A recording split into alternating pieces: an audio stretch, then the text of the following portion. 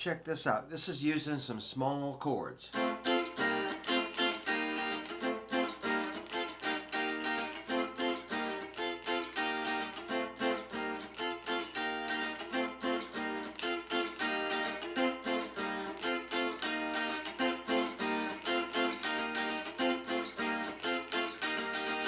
So that is F to E flat.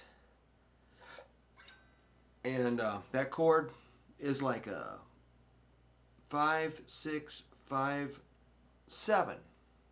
I'm barring 3 or 4 strings with my index finger at the 5th fret, bring in middle and ring. These guys are on their tips. Don't let them fall towards the floor or you'll clobber out your notes. You gotta be right on the tips of your fingers. Thumb is right on the back of the neck to help squeeze a little bit.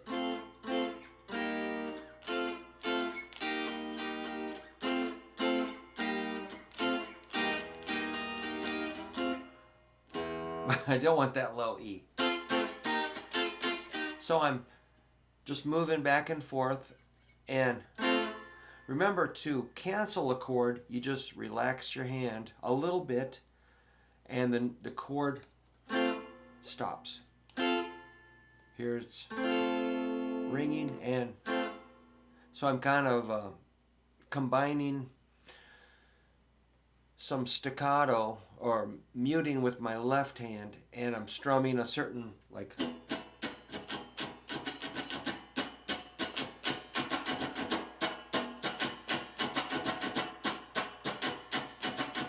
that's down, down, down, down, up, up, up, down, up, down, up, down, down, down, down, up, up, up, down, up, down, up.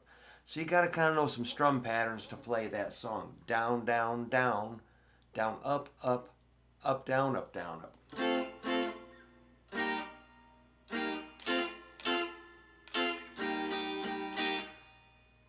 And you're moving chords too.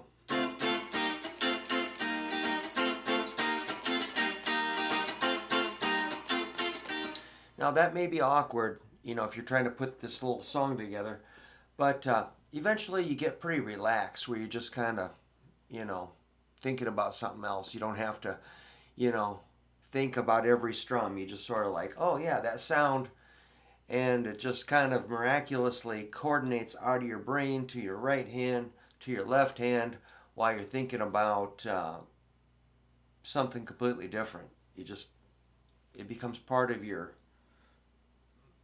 whole, just becomes internalized is the word I use.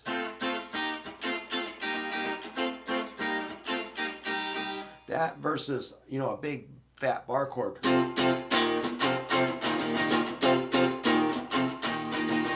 Like if you had another guitar player playing those chords, you're like, okay, you're covering kind of a full range. I'm just going to go a little bit higher range and take the bass. I'm going to scoop the bass out of this one. Less bass.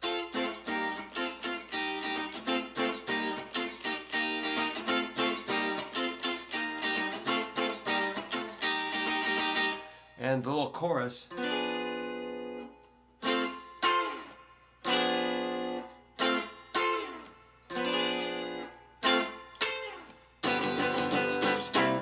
Something like that. So now we bring in a diminished chord. Checking my clock because I got a student coming up on Zoom here and a first lesson in about 23 minutes. I don't want to be late. So we can do lessons on Zoom. Back to the lesson here. So that's a diminished chord. Which diminished chords sound kind of jagged and less soothing, this is like F diminished versus F major 7 is kind of like, I always visualize something like petting a baby duck or something, or a feather, or like a cloud, or Mr. Rogers' Neighborhood or something. While this is kind of like chewing on tinfoil, or some hot ghost peppers, or rusty barbed wire or a big chug of whiskey or something. It's just like, oh, you know, it's got that kind of, it really gets your attention, or getting shocked, like you're working on you're probing around in your amp with a screwdriver, and like, so the chord has that quality. So that diminished chord is a F diminished, looks like a F, B, D, G sharp. I'll go back to my F and a higher F. F, and this is 10, 10, 8.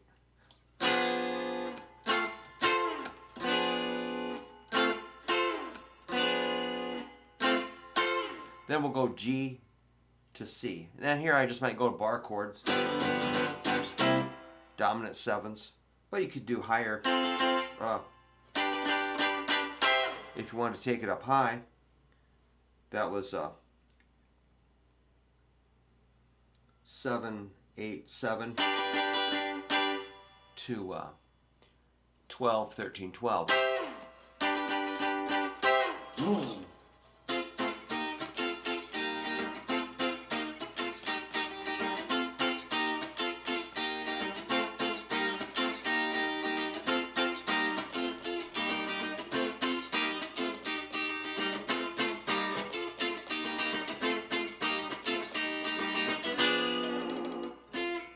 Oops.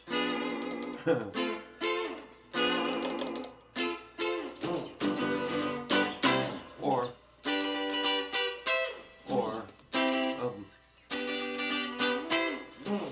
whatever fits the song, if you don't want it to be too muddy, you don't want it to be too, too high. That's too high, isn't it? Or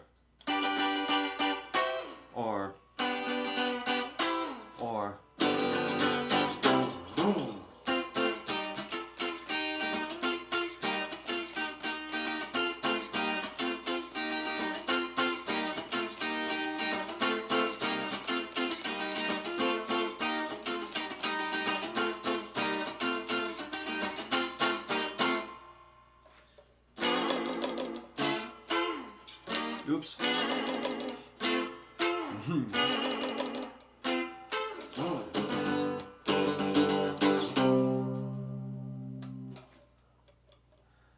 Hey, chords are cool, man. In my teaching, I do push a lot of single note phrasing, leads, riffs, scales, arpeggios. But if you're playing, if you want to play songs, you really got to put your time in on your chords. And it's a little awkward to push these, in a video format. That's why you can now get my new book. Well, it's over a year old. Guitar Chords by Brook Hoover. If you want one, you can email me, or I will put a link up here. But this has like 46 pages of mostly hand-drawn chord diagrams. Yep, 46 pages. All kinds of chords. D flats and G flats. G's and C's. A little bit of scale explanation. It doesn't have a lot of text. It's mostly diagrams. And you can just... It's got some beginning stuff that's pretty easy. For a brand new beginner, I don't recommend just playing a big fat C, G, D, A, E. I want you to play one finger chords if you're a brand new beginner. And the book will take you through that on the first page, called Chord Yoga. And then we'll introduce more complicated chords as the book goes. So that would help me a lot, and it would probably help you if you're not used to chords. Chords are, like I say, a massive foundation of everything that we do. Without chords, we wouldn't be able to really make any sense out of the melodies and licks and riffs. So you kind of usually start most songs with some sort of a chord idea. Mostly. Alright, there you go. Thanks a lot for watching. That was fun to do.